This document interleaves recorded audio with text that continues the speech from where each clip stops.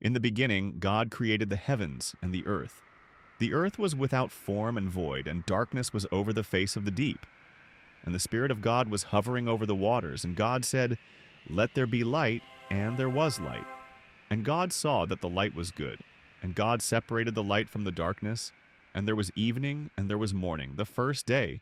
And God said, "Let there be an expanse in the midst of the waters, and let it separate the waters from the waters."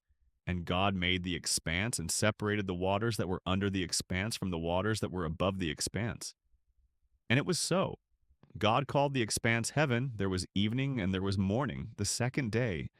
And God said, "Let the waters under the heavens be gathered together into one place, and let the dry land appear." And it was so. God called the dry land earth, and the waters that were gathered together he called seas.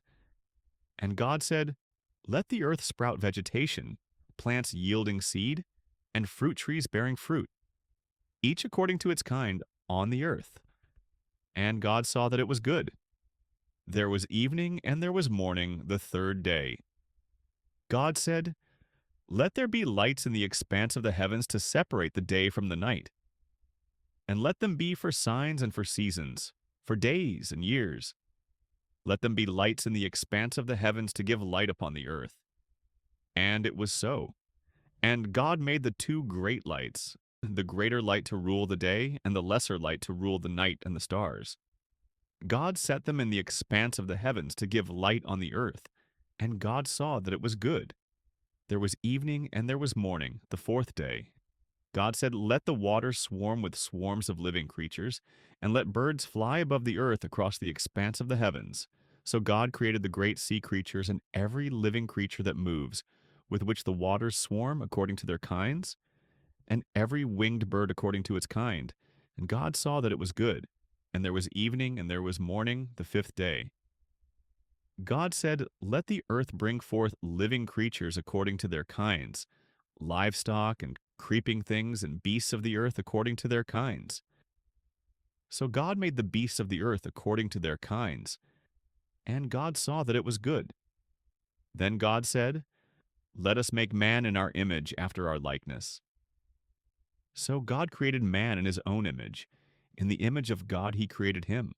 Male and female he created them, and God blessed them. God said to them, "Be fruitful and multiply and fill the earth and subdue it." God saw everything that he had made, and behold, it was very good.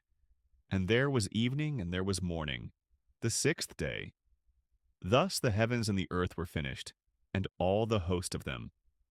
On the seventh day God finished his work that he had done, and he rested. So God blessed the seventh day and made it holy, because on it God rested from all his work that he had done in creation. Now the serpent was more crafty than any other beast of the field that the Lord God had made. Did God actually say, "You shall not eat of any tree in the garden?" said the serpent.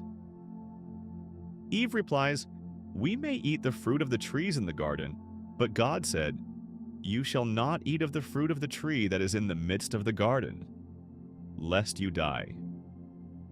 "You will not surely die," said the serpent. "For God knows that when you eat of it, your eyes will be opened, and you will be like God, knowing good and evil." So when the woman saw that the tree was good for food, and that it was a delight to the eyes, she took of its fruit and ate. And she also gave some to Adam who was with her, and he ate.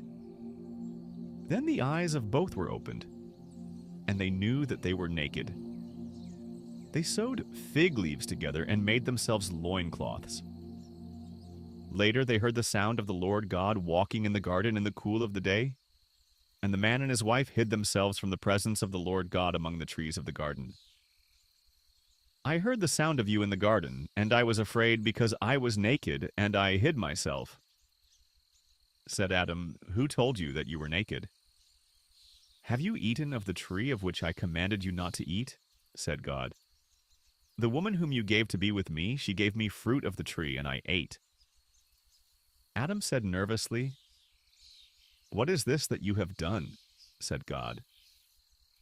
"The serpent deceived me, and I ate," replied Eve.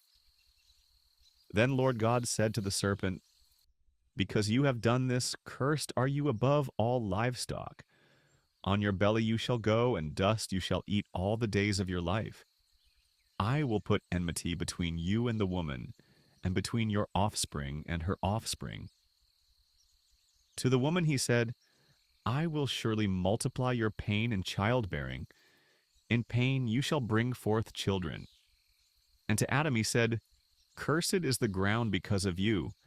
In pain you shall eat of it all the days of your life. And the Lord God made for Adam and for Eve garments of skins and clothed them. Then the Lord God said, Behold, the man has become like one of us in knowing good and evil. He drove out the man and woman. And at the east of the Garden of Eden he placed the cherubim and a flaming sword that turned every way to guard the way to the tree of life. And our story today ends here, my friends. Humanity has left paradise. The story of Eden is closed, but the story of mankind has just begun. Up next is the story of Cain and Abel. Stay tuned.